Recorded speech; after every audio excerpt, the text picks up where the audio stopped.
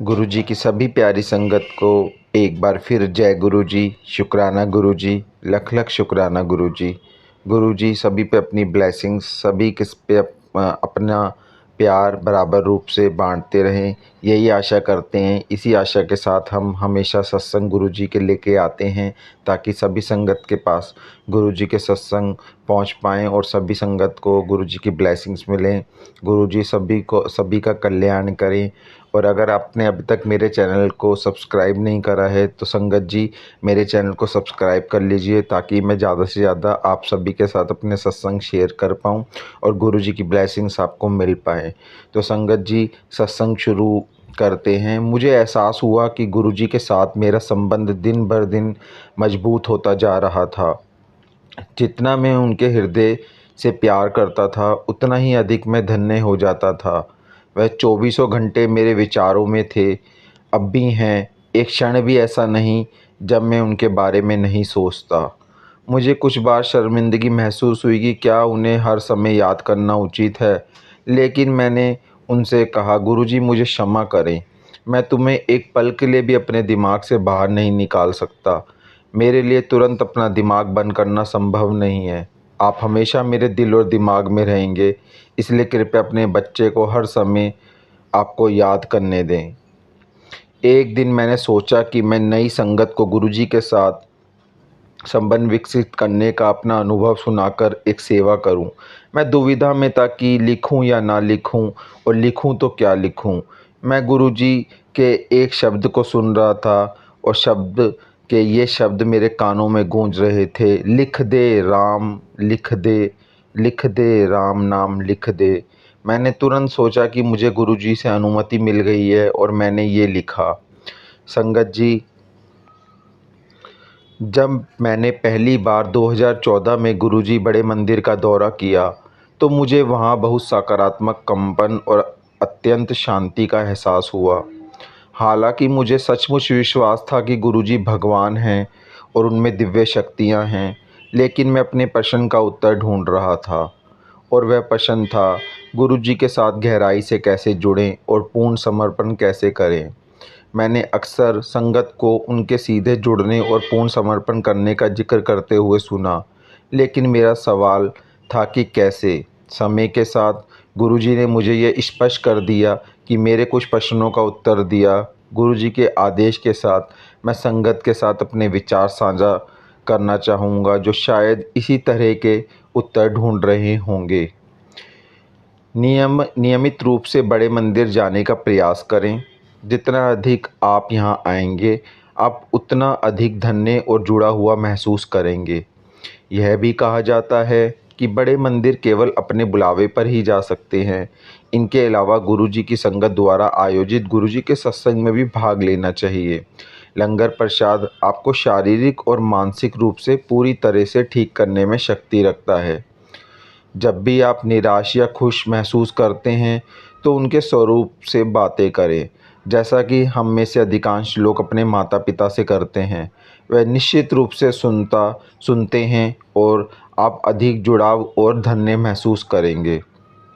गुरुजी मंत्र जाप सच्चे मन से करें, यह अत्यंत दिव्य और शक्तिशाली है। कोई भी प्रार्थना तभी प्रभावी होती है जब हम ईमानदारी और अत्यधिक विश्वास के साथ की जाए।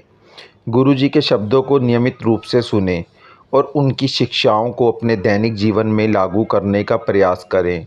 आपकी आत्मा जितनी अधिक शुद्ध होगी, आप उतने ही आसान से जुड़ पाएंगे और हर जगह उनका आशीर्वाद महसूस कर पाएंगे। ध्यान रखें, हर समय उनके बारे में सोचें। आपको उनसे दिशा निर्देश और मार्गदर्शन मिलेगा, तथा आप सभी चिंताओं से मुक्त हो जाएंगे, और आपको सभी प्रश्नों का उत्तर भी मिलेगा। उनसे अपने चरण कमल के पास रखने के अलावा और कुछ मत मांगो। वह जानते हैं कि आपके लिए क्या और किस समय सर्वोत्तम है। जिसके पास देने की शक्ति है, वह यह सभी जानते हैं कि आपको क्या चाहिए, आपके लिए क्या अच्छा है। लाइट और डिवाइनिटी पढ़ें तो गुरुजी सत्संगों का संकलन है इसमें।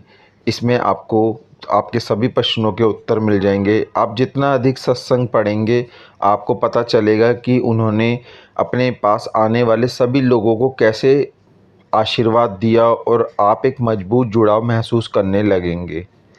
सबसे पहले महत्वपूर्ण बात यह है कि व्यक्ति को अपना अहंकार छोड़ना होगा। लोगों के साथ अपना सर्वश्रेष्ठ व्यवहार करने का प्रयास करें और यदि संभव हो तो उनकी मदद करें। समर्पण के संबंध में मुझे लगता है कि यह समय के साथ आता है। एक बार जब आप गुरुजी की शरण में आ जाते हैं तो आपको मानसिक शांति और अपनी प्रार्थनाओं का उत्तर पाने के लिए कहीं भी जाने की आवश्यकता नहीं होती। मैं कुछ महीनों से बौद्ध जप कर रहा था और एक दिन अचानक महसूस हुआ कि यह गुरुजी के प्रति पूर्ण समर्पण नहीं है। मैं अभी भी किंतु परंतु में था और इसका मतलब था कि गुरुजी पर 100% विश्वास नहीं है। मेरा विश्वास करो, जिस दिन मैंने जप करना छोड़ दिया, उनकी शरण में आ गया, फिर पीछे मुड़कर नहीं देखा और उन्होंने मुझे और मेरे परिवार को बहुत आशीर्वाद दिया। अपने सभी खुशी की पलों का श्रेय गुरुजी के आशीर्वाद को दें। एक बार जब आप उनकी शरण में आ जाते हैं तो आपके जीवन में कुछ भी संयोग से नहीं होता। इतनी खुशी के क्षण इस जीवन में पिछले जन्मों के कर्मों का परिणाम नहीं है। और विश्वास रखें कि गुरुजी हर चीज़ का ध्यान रखते हैं। निश्चिंत रहें, वे करेंगे और ज़रूर करेंगे। मैं अपनी हर सांस के साथ गुरुजी का शुक्राना करना चाहता हूँ और वह मुझे और मेरे परिवार को हमेशा अपने कमल चरणों में रखें। चरण कमल तेरे धोए धोए पीवा, मेरे सतगुरु दीन दयाला। तो संगत जी, यहाँ पे सत्संग की समाप्ति होती है। अंकल जी ने कितने अच्छे तरीके से वर्णित किया कि कैसे गुरुजी से वो जुड़े और उन्होंने नई संगत के लिए एक लेख लिखा और उनको संगत को जोड़ने का प्रयास करा और संगत के लिए कुछ इंस्ट्रक्शंस दिए कि किन इंस्ट्रक्शंस को फॉलो करें गुरुजी से जुड़ने के लिए। और गुरुजी सभी को अपनी ब्लेसिंग्स तभी देते हैं जब हम गुरुजी से पूर्ण रूप से जुड़ जाते हैं। तो संगत जी, मैं आशा करता हूँ कि आप सभी भी जो हैं गुरुजी के सत्संग सुनते होंगे और गुरुजी के बड़े मंदिर जाते होंगे और गुरुजी के स्वरूप से बातें करते होंगे, गुरुजी को अपने जो हैं दुख बताते होंगे और सच्चे मन से गुरुजी की आराधना और गुरुजी का मंत्र जाप करते होंगे। और इसी के साथ मैं यहाँ पे अपनी वाणी को विराम देना चाहूँगा और आशा करता हूँ आप सभी को सत्संग अच्छा लगा होगा। मेरे चैनल को सब्सक्राइब कर लीजिए संगत जी, ताकि आगे आने वाले सत्संग की नोटिफिकेशन आपको मिलती रहें और मैं आपके साथ ज़्यादा से ज़्यादा सत्संग शेयर करता रहूँ। जय गुरु जी, शुक्राना गुरु जी, लख लख शुक्राना गुरु जी।